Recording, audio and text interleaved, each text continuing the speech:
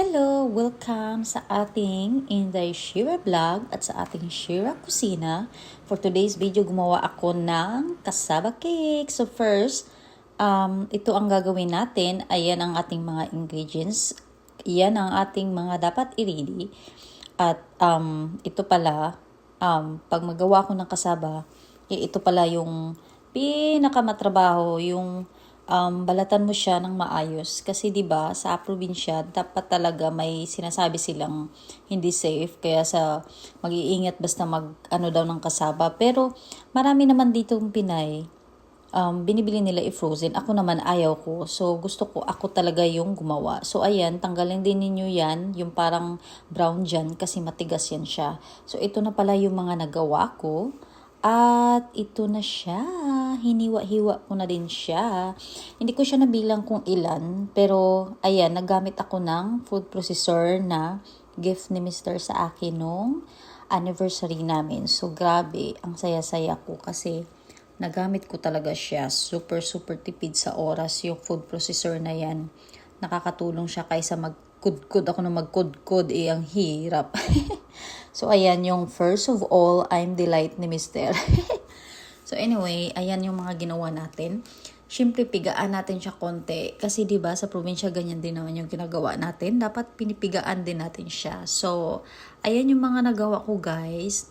Nakalimutan ko kung ilang pounds yung nagawa ko. Pero, marami-rami na din yung nagawa ko. Kasi nga, birthday ng mother-in-law ni Kimchi at magdala ako nito. Ito yung dadalhin ko.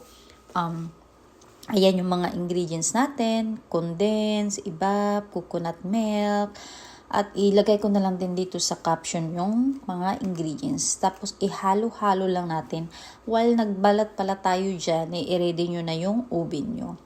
Hindi ko alam kung paano nyo lutuin ito na walang oven, pero sa oven ko kasi siya niluto. So ayan, nilagyan ko din siya ng buko, kasi yung buko ay adding sa flavor.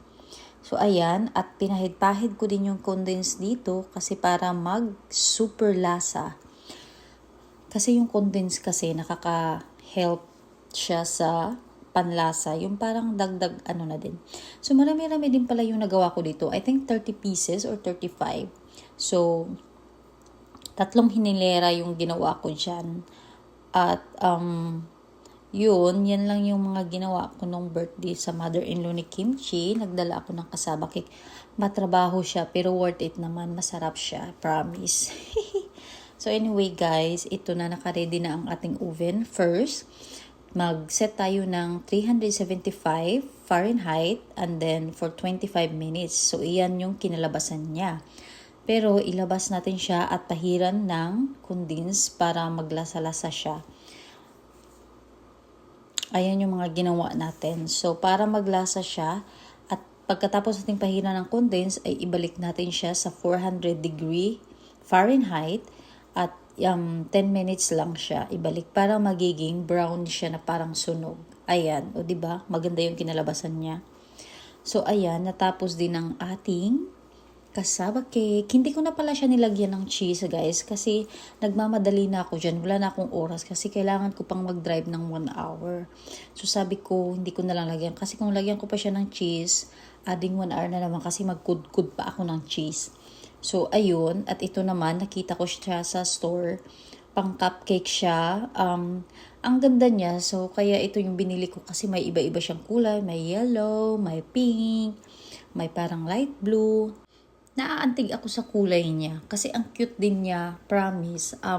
Parang safe na din yung natin, yung ginawa natin dito kasi nga may takip na siya, tsaka basta yun na yun, ang ganda ng presentation niya pag nilagay mo diyan. So anyway, pasensya na kayo sa aking voice over kasi kakagising ko lang. So ayan yung mga nagawa natin, guys. O, di ba? Pak. Bye. Thank you.